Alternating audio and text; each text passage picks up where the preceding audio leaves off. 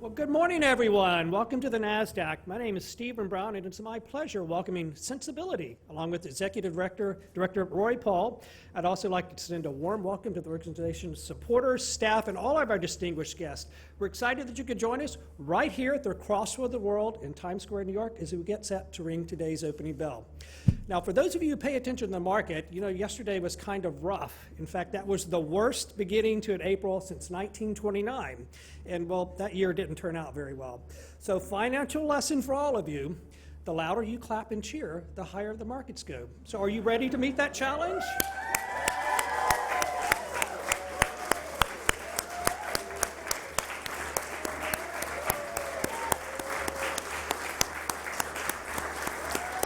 I think that's an A+. A+.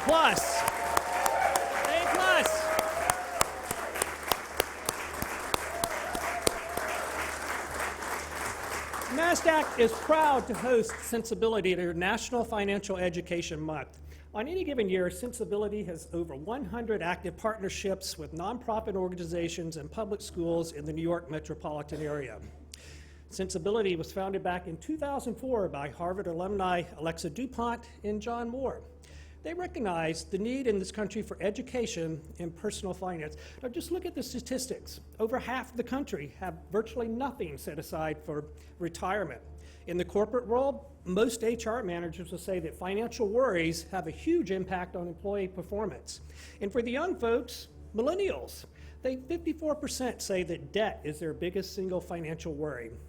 So the organization was established to provide young adults in New York City schools and low-income communities with the financial tools and the knowledge so they can meet their financial challenges and achieve their personal goals. Last year alone, Sensibility taught 2,800 students. The organization is led by Executive Director Roy Paul, who brings years of experience in the nonprofit, political, and private sectors. At the age of 19, he became the youngest African-American elected to office in New York State, serving 5 years on the school board.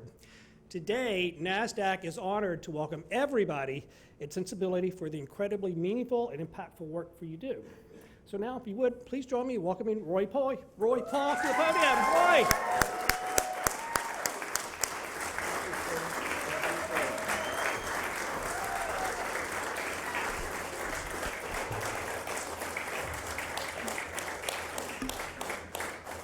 Thank you, Steve. That was a great introduction. I couldn't have written a better one. We are all at Sensibility really excited to be here. It really is an honor and a privilege.